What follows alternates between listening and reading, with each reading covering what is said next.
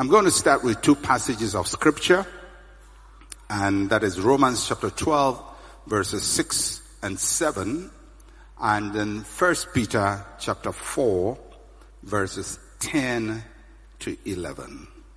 Romans 12, 6 to 7, 1 Peter 4, 10 to 11. So I'll read a passage from Romans. Having then gifts differing according to the grace that is given to us, let us use them. If prophecy, let us prophesy in proportion to our faith. Or ministry, let us use it in our ministry. He who teaches in teaching. In prophecy, prophesy. In ministry, minister. In teaching, teach. Then 1 Peter chapter 4, verses 10 to 11. As each one has received a gift, minister it to one another as good stewards of the manifold grace of God. If anyone speaks, let him speak as the oracles of God. If anyone ministers, let him do it with the ability which God supplies, that in all things God may be glorified through Jesus Christ, to whom belong the glory and the dominion forever and ever. Amen. Now, although this passage is directly speaking about our spiritual gifts and how to use them, the principle there applies to our natural gifts as well. So it's not just about how to use our spiritual gifts, but also how to use our natural gifts. And a few thoughts I want to bring to your notice. The first is that we learn from this passage, especially the Romans passage, that our gifts are not the same. Our gifts are not the same. Having different gifts, or gifts that differ according to the grace that is given to us. Our gifts differ. No two gifts are exactly the same, because every gift is personalized. You can have two people with a teaching gift, but they would manifest that gift differently. You can have two people with a gift to be artists or draw, but they would draw differently. You can have two people with a gift for music, but they will sing differently. So although the gifts may be generally the same, when it is manifested in an individual, it's never the same. There's no one on this planet who has the gifts you have, because every gift is personalized to the individual. So our gifts are not the same. Secondly, our gifts manifest God's ability in us. The fact that we have any gift is an indication that God's grace is at work in us. The fact that there is an ability you have to do something is a sign that God's grace is at work in you. Our gifts manifest God's ability in us. Thirdly, our gifts require good stewardship. First Peter says, as each one of us has received a gift, minister it to one another as good stewards of the manifold grace of God. A steward is one who takes care of something that belongs to another, or something that has been entrusted into his care. So, whatever God gives to us, we are stewards of it. We have to take hold of it, and we have to properly take care to use it. We have to be good stewards of the grace of God that has been given to us. The quality of our stewardship will shape the quality of our gift. In other words, if God gives me a gift and gives you a gift, and you use your gift well or become a good steward of your gift will function well for you. If I don't use my gift well and I'm not a good steward of my gift will not function well for me. So it's not just a matter of receiving a gift from God. It is the stewardship that we give to the gift that will determine the quality of the gift and how far it goes. And the fourth point I want to make is that our gifts should be our area of operation. And this is so important. Our gifts should be the area of our operation. Remember, the passage says, if prophecy, let us prophesy. Or ministry, let us minister. He who teaches in teaching. So your gift is the basis of what you do. If the gift is a gift of teaching, you don't go and sing.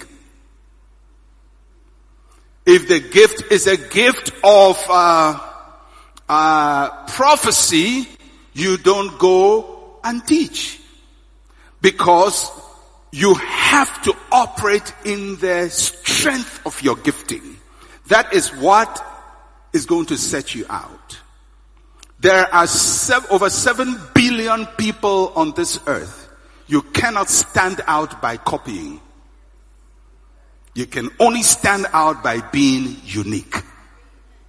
So if God gives you a gift, you operate in that gift. In prophecy, let us prophesy.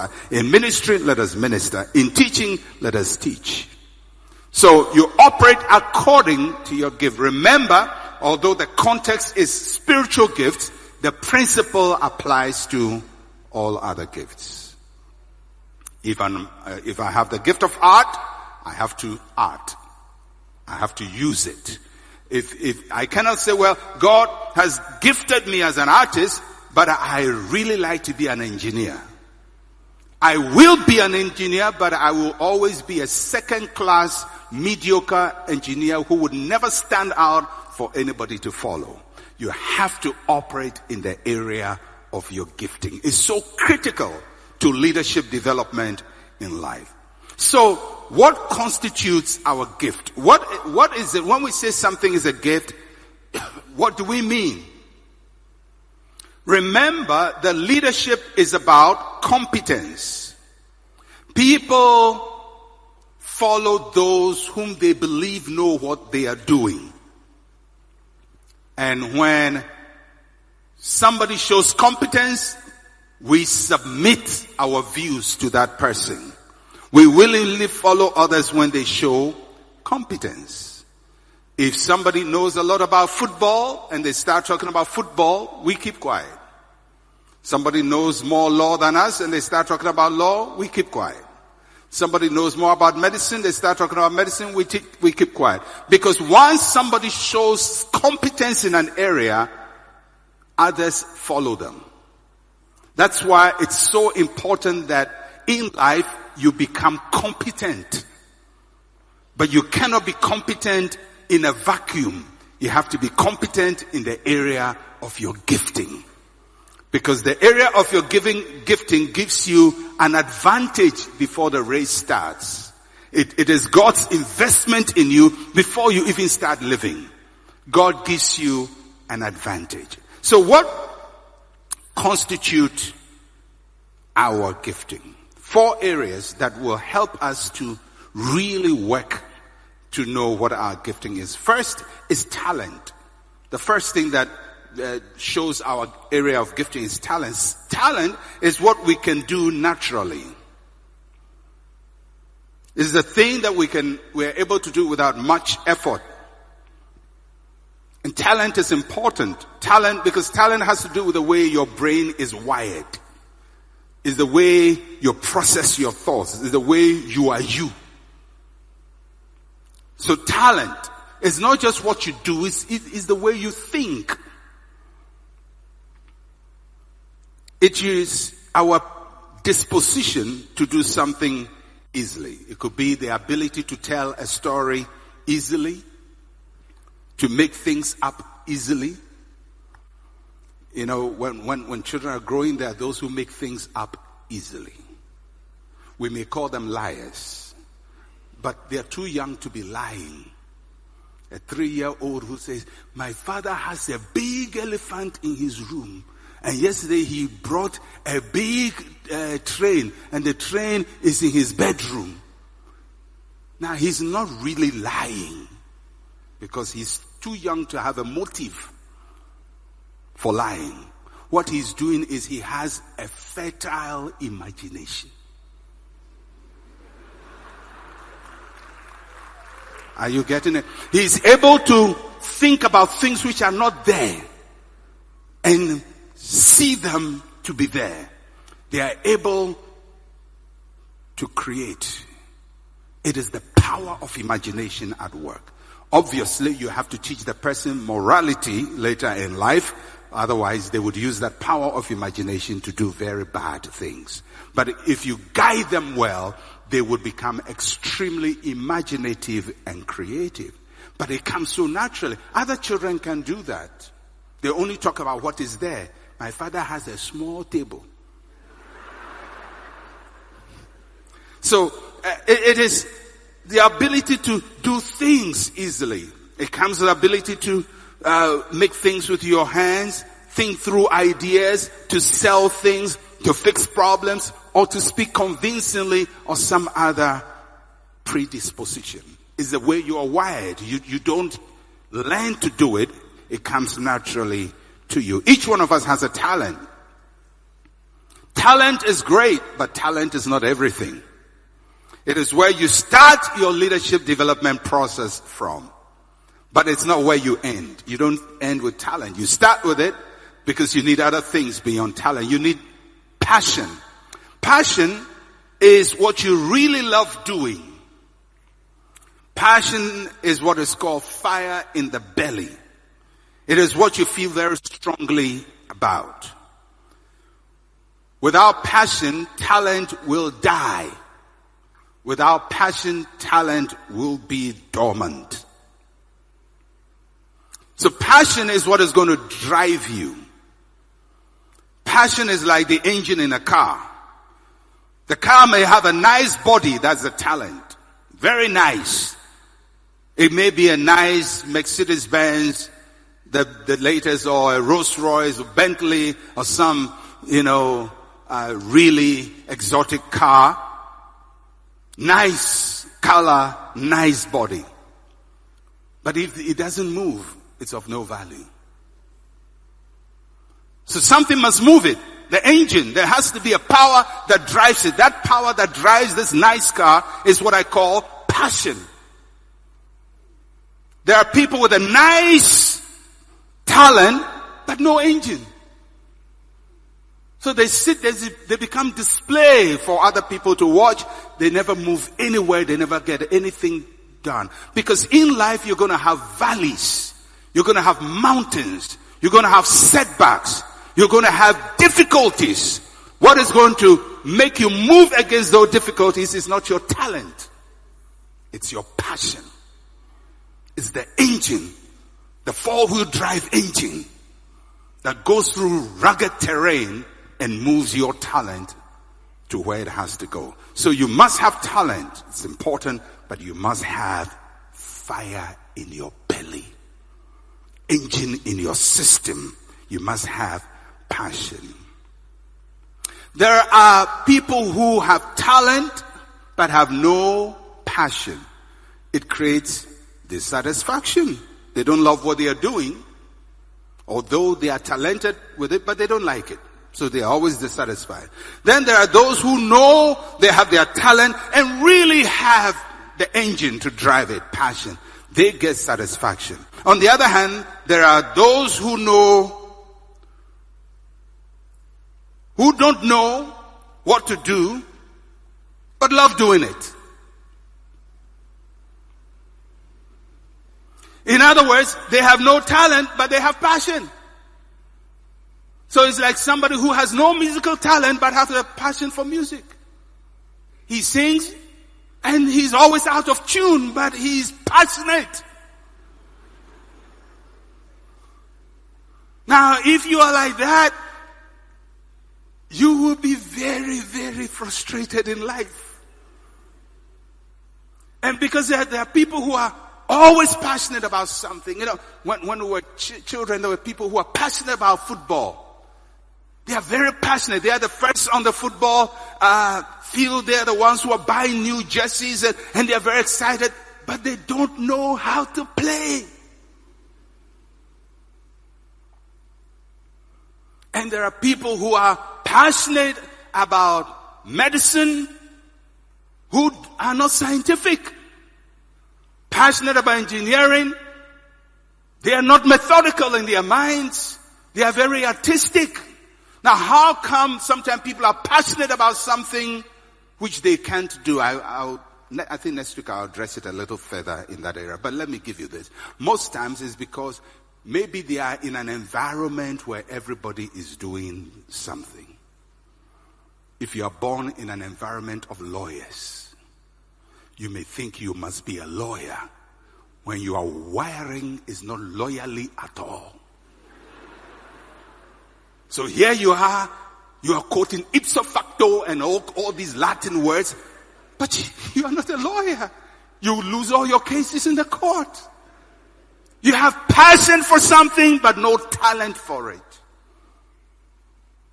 So, good to have talent, good to have passion. Number 3 that determines what your gifting is your experiences, what you've done in life, or what life has done to you. Experience is when talent and passion meets reality. It's when you apply your talent and passion in real life situations. Experience is a great teacher.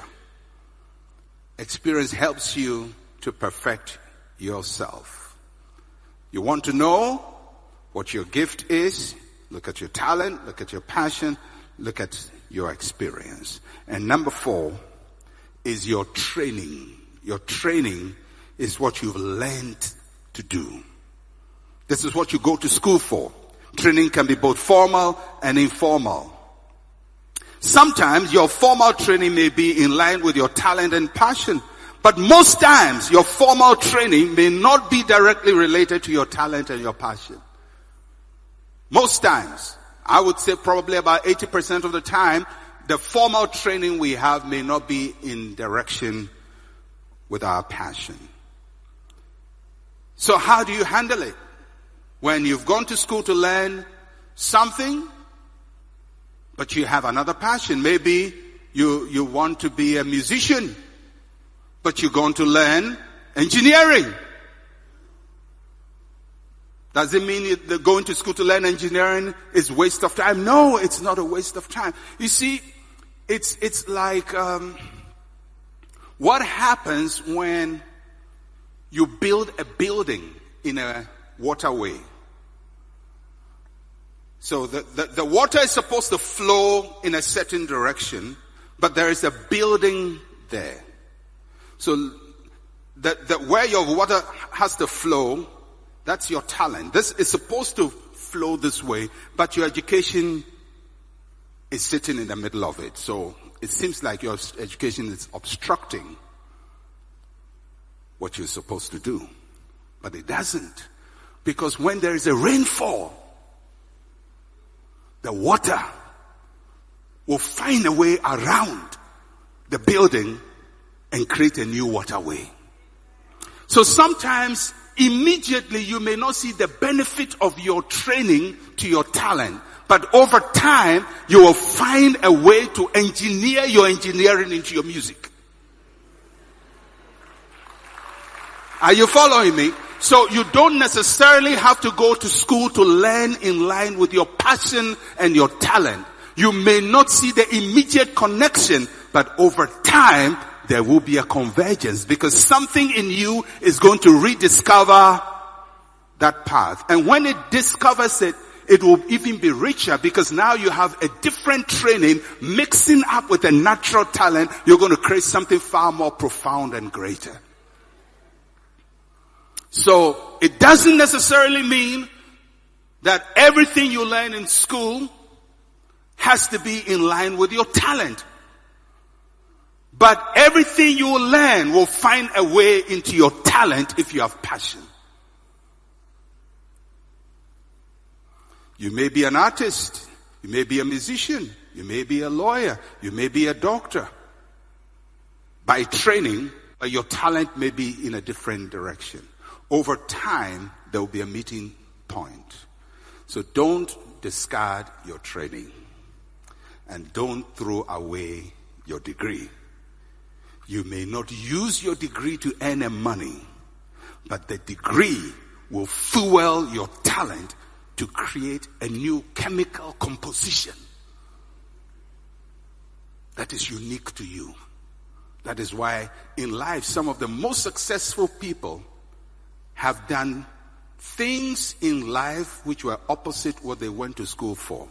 But if you interview all of them, they found a way to use what they went to school for in line with the talent that they have discovered. So he may have studied history, but he's now into banking. He studied philosophy, but he's now an engineer. And you say, how can he add philosophy to engineering? A philosophical engineer is a more profound engineer. All right. So don't discard your training. Don't throw it away. It's valuable. So training, experiences, passion, talent. Mix the four together. You will know what your gift is.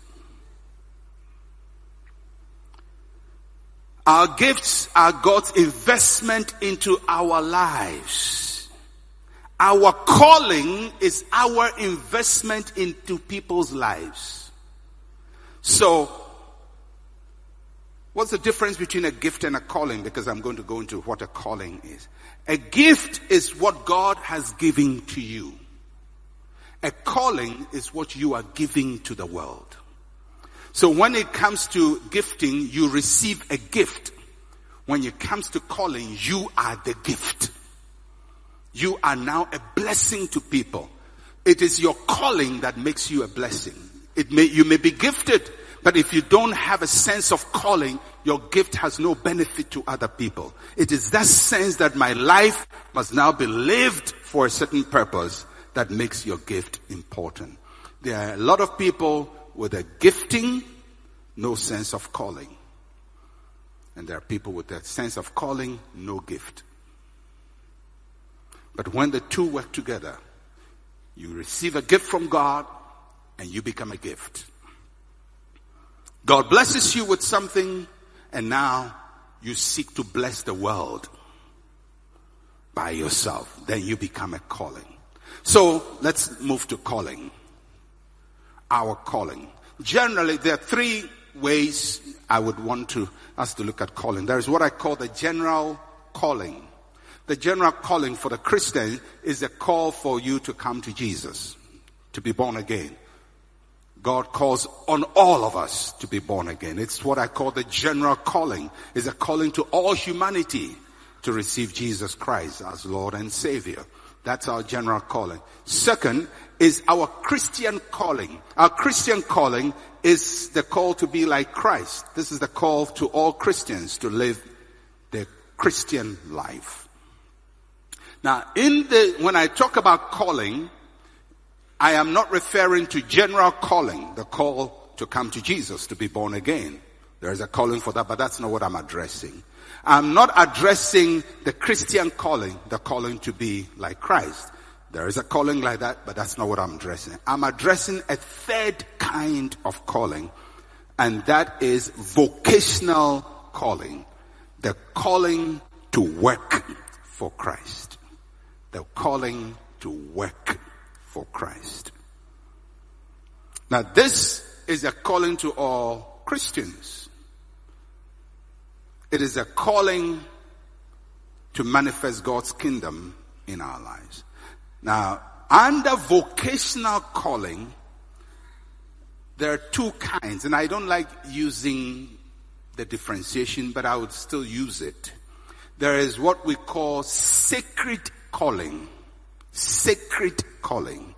It is when God calls people into ministry. As pastors, as teachers, evangelists, missionaries, and so on. That is a sacred calling. And then there is what is called secular calling. It is calling to all other areas of life, as a lawyer, as a carpenter, as a singer, and so on and so forth. The reason I don't like doing the differentiation is because I believe that all calling is sacred. Whether you're called to be a lawyer or you're called to be a pastor, all of you are doing God's work, but in different fields. So, my calling in the pulpit is not more valuable than your calling in the law courts, if you're really doing it as a calling, or the classroom as a teacher, or a businessman making money, so far as you bring the money to the house of God.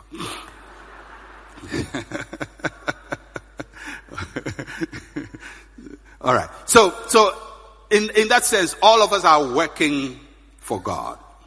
We are creating things for God. The carpenter is creating chairs or beds. The teacher is molding minds and character.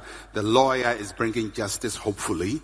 The judge is bringing justice. The doctor is bringing health and healing to people. All of them are working with God. The musician is bringing joy and happiness to people. All of them are working for God.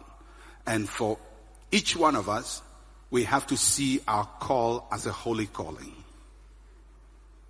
Whether you are in the church or you are in the marketplace, it's a holy calling. If you see your business as a ministry, your doctoring as a ministry, your lawyering as a ministry, your carpentry as a ministry, and all of that as a ministry, your whole perspective about how you work will change. You know, because sometimes people say, Pastor, you know, this is the business world. You can't bring the Bible here. You can't bring God to the business world because things are different. Now, we're supposed to take God to the marketplace. We're supposed to take God to the business world. We're supposed to take God to the academic world. So once we see our business as sacred, then we really want to find out, how do we bring God on the scene? How does Christ become manifest in my business? So in that sense, I would say all vocations in the name of Christ are sacred. All vocations. Whether you're a politician, you're a pastor, it's all sacred. We are all working for God in different fields of endeavor. One is not superior to the other. Although pastors like to think that ours is a higher calling. I'm not going to say much about that. All right. Now, so if that is it, how do people receive calling? How do people receive their calling? How do people get to know that they are really supposed to be doing this? Now, because, you know, when I start saying, well, all calling is sacred, people say, well, but I didn't hear anything. I didn't see a vision. I didn't hear an angel. So how can you say I'm called to do this? I'm going to show you 6 characters in the Bible, 6 individuals in the Bible, and their callings. And I'm just going to show you that all callings don't come the same way. And maybe you'll find one of it that identifies with the way you feel God called you into whatever you are doing. So 6 of them. The first is Moses. Moses' calling is what I call the sovereign revelation. Moses received a sovereign revelation from God. Exodus chapter 3 verse 6, from Exodus chapter 3 verse 9 and 10. After Moses had seen the burning bush, this is what God said to him. Now therefore behold, the cry of the children of Israel has come to me. I've also seen the oppression with which the Egyptians oppressed them. Come now therefore, and I'll send you to Pharaoh, that you may bring my people, the children of Israel, out of Egypt. Now Moses' call is a little tricky because Moses had 2 different calls. The first one happened 40 years earlier when he sensed in his heart that he must go and redeem the Israelites. And he went and it didn't work. And 40 years later he has this divine encounter. So one came in his heart, one came from a big spiritual encounter. He sees the bush that is burning and a voice talking from the bush. Believe you me, if you see that, you will know you are called. Is that not so? I mean, if I'm walking through town one day and I see a bush burning, but the thing is not being burned, there's fire on the tree, and the tree is talking to me. Either I'll think that something's wrong with my brain, or I'll really believe God is really speaking to me. So this is how Moses' call came. Now, why did God choose to tell him that? I don't know, but I think Moses had inferiority complex, and God had to do something more dramatic to get his attention. Because even after this, he said to God, you know me, I can speak, I can talk, you know I can do it. Now, if I had that in a tree, I would be Superman. There'll be nothing I can't do it. I even when I haven't seen it, I believe I can do all things. But Moses had inferiority complex. So God had to dramatically demonstrate to him his calling.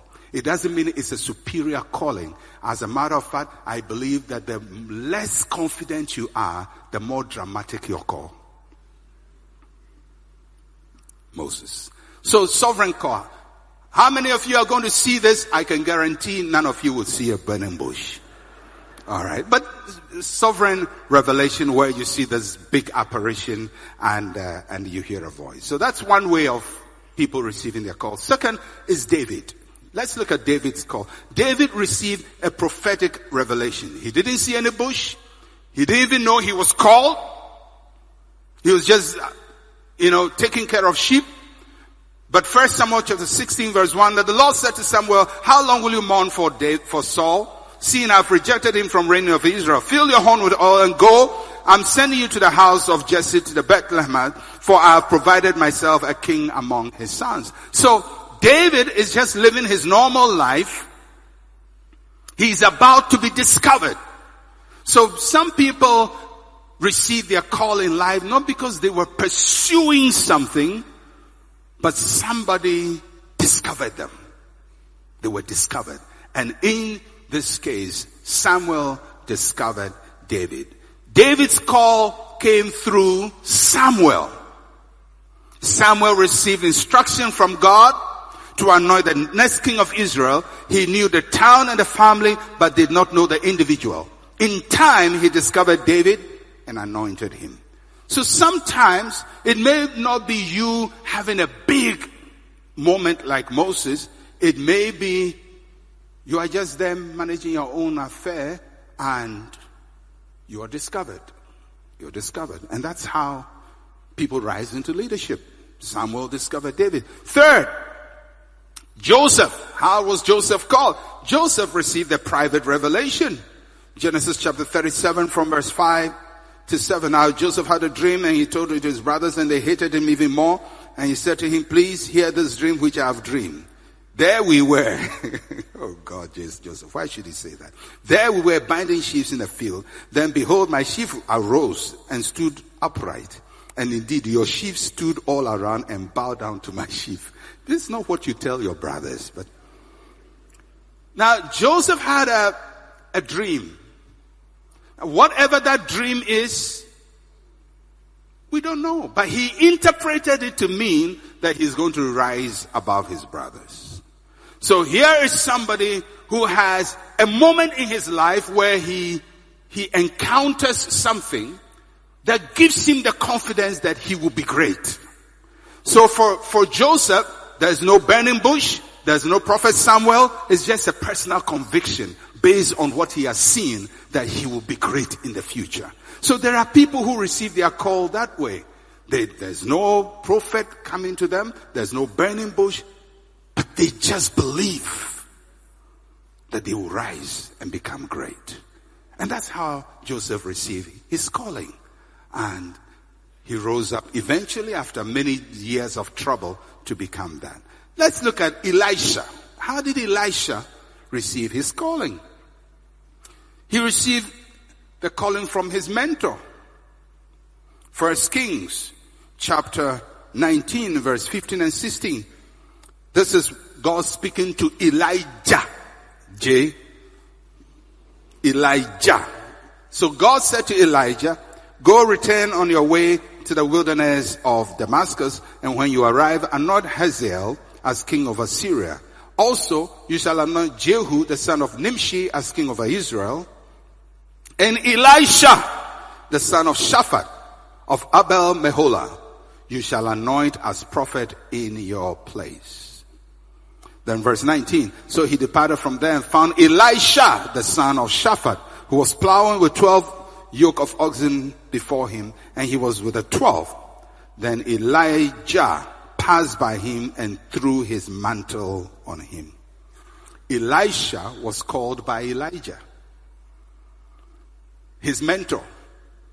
Now when you read the passage, it will seem as if they didn't know each other, but I think you get an impression that there was already a relationship between Elijah and Elisha, because God says to him, go and anoint Hazael, anoint Jehu, and anoint Elisha as your successor. So Elijah goes around with his mantle and puts his mantle, his cloth, the prophetic mantle, throws it on Elisha and walks away. And Elisha takes off, stops his business, and follows Elijah. Did he see a burning bush? No. Did he even receive a call, come and follow me? No. Somebody just threw a mantle on him and he deduced, I must follow this man. This is when a mentor places a demand on you. So, one of the things people have to understand, especially those in the ministry, people are not all called the same way. God called Abraham. Abraham called Isaac. God didn't call Isaac. Abraham called Isaac. God called Abraham. Abraham calls Isaac. The way God deals with first generation is not always the same way as he deals with second generation.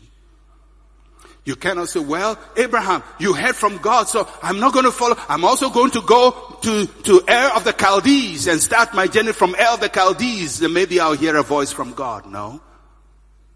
The call doesn't come the same way. All right. Number 5. Nehemiah. How did Nehemiah receive his call? Nehemiah received a personal burden. And this is how he himself records it. Nehemiah chapter 1, verse 1 to 4. The words of Nehemiah, the son of Machaliah. It came to pass in the month of Chislev, in the 20th year, as I was in Shushan, the citadel, that Hanani, one of my brethren, came with men from Judah, and I asked them concerning the Jews who had escaped, who had survived, and the captivity concerning Jerusalem. And they said to me, the survivors who left from the captivity in the province are there in great distress and reproach. The wall of Jerusalem is also broken down. Its gates are burnt with fire. Verse 4. So it was when I heard these words that I sat down and wept and mourned for many days. I was fasting and praying before the God of heaven. That's how Nehemiah had his call. He was a good public servant, working, and then he hears troubling news about Jerusalem. It creates a burden for him. He starts praying and fasting about it, and he rises up to go to Jerusalem. Did God speak to him? No, he had a burden. So sometimes people receive a burden simply by what is happening around him. Maybe one day you're walking through Accra and you see a small boy trying to cross the street all by himself. And something just hits you. And you go home, you can't get the image of that boy out of your mind. You start saying, what will happen to him? Where is he going? Who is his mother? How come he's all by himself? And you pray and think about it. The next time you try to find out, how do I create a center for street boys? Now, how did you get a call? God spoke to you? No. Did you see a burning bush? No. Did a prophet say it? No. Did somebody put a mantle on you? No. You just saw something that burdened your heart, and you entered and stepped in to solve the problem. Was it a legitimate call? Yes. As legitimate as Moses? Yes. He didn't see a bush? Yes. But he heard news. And sometimes all you do is hear something that burdens you. And you just feel, I must do something about this. I must solve this problem. Maybe you just came to church and just stood in church and started crying because you're watching people walking in and out, and you start crying. What can I do for these people? And all of a sudden an idea is born in your heart to do something. Or sometimes maybe you see a mother with a child at the back, and she's pregnant, she has a child, she's carrying one child at the back, and you just stand there crying.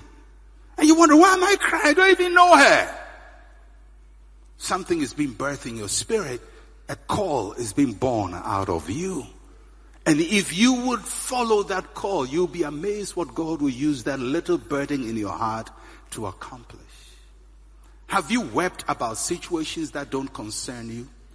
Have you heard something that burdened your heart? Have you heard something that really made you feel like, I must do something about it? It could be a calling. Could be a calling. Last one is Esther. Esther's calling. Esther received a public demand. A demand from the people. Most politicians will say that's how they receive their call. The people.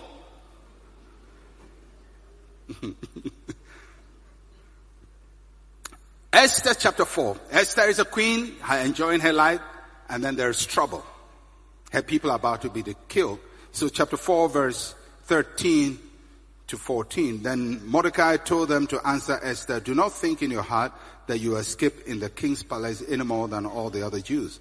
For if you remain completely silent at this time, relief and deliverance will arise for the Jews from another place.